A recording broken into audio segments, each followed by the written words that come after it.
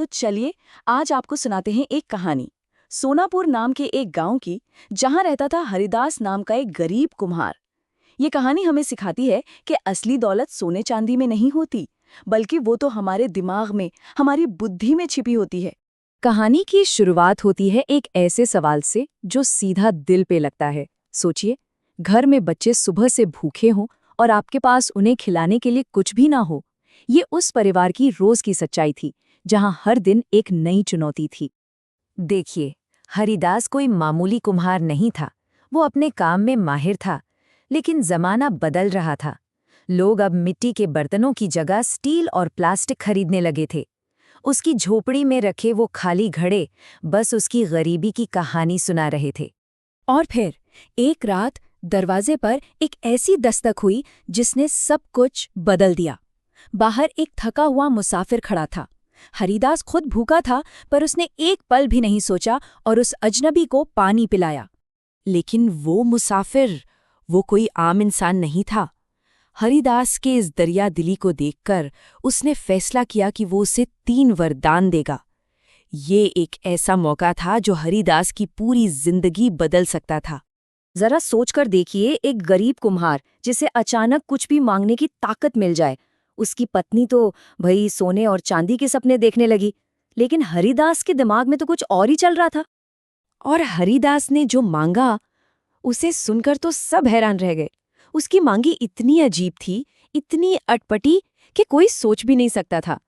ऐसा लग रहा था कि या तो वो बहुत दूर की सोच रहा है, या फिर वो कोई बहुत बड़ी बेवकूफ़ी कर रहा है।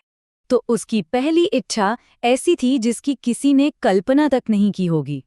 उसने मांगा कि उसका जो मिट्टी बनाने वाला चाक है वो जादुई बन जाए।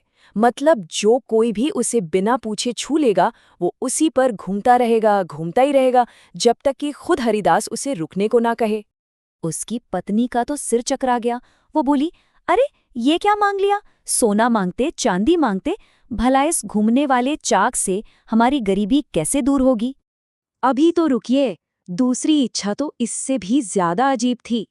हरिदास ने फिर से दौलत को नजरअंदाज किया और मांगा एक जादुई आसन। मतलब जो भी उस पर बैठ गया, वो तब तक उठ नहीं पाएगा जब तक हरिदास खुद उसे इजाजत ना दे। आखिर क्या चल रहा था हरिदास के दिमाग में? और फिर बारी आई उसकी आखिरी और शायद सबसे रहस्यमयी इच्छा की। तो अब उसके पास था एक ऐसा घड़ा जिसमें से सिर्फ वही कुछ निकाल सकता था और कोई नहीं। इन 3 वरदानों से हरिदास को दौलत तो नहीं मिली, लेकिन मिली 3 अजीबोगरीब शक्तियां, जिनका असली मकसद कोई नहीं समझ पा रहा था। जाते जाते वो मुसाफिर एक बहुत गहरी बात कह गया, जो असल में इस पूरी कहानी का सार है। उसने कहा, वरदान तभी काम आते हैं जब बुद्धि उनका मार्गदर्शन करे।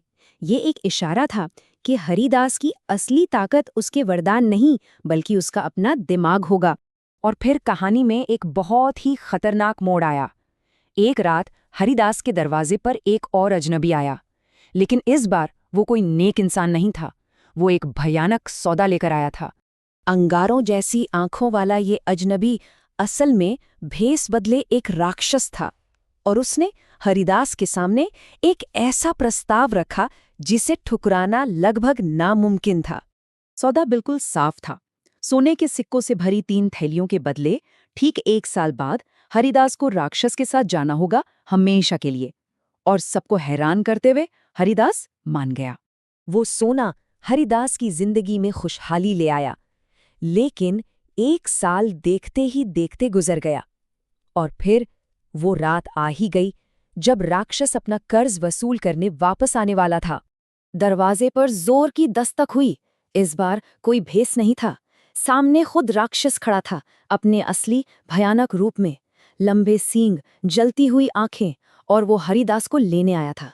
लेकिन हरिदास, वो जरा भी नहीं डरा। वो एकदम शांत था।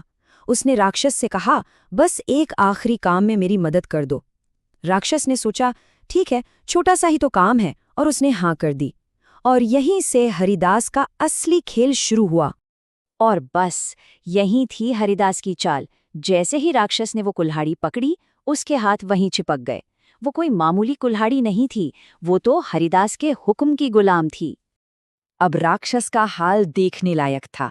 वो रुकना चाहता था, पर रुक नहीं सकता था। घंटों तक लकड़ी काटते काटते वो बुरी तरह थक गया और हरिदास के सामने गिड़गिड़ाने लगा, भीख मांगने लगा कि उसे छोड़ दे। तो हरिदास ने एक नया सौदा किया। 1 साल नहीं, पूरे 5 साल की मोहलत, और साथ में सोने की 10 थैलियां। और बेचारे राक्षस को तुरंत मानना पड़ा और वो अपनी जान बचाकर भागा। ये थी बुद्धि की एक शानदार जीत। तो आखिर में सवाल यही उठता है कि सच्ची दौलत आखिर है क्या? वो सोना जो आपको कोई दे दे, या फिर वो बुद्धि, वो समझ जिससे आप हर मुश्किल से निकलकर खुद अपना खजाना बना सकते हैं?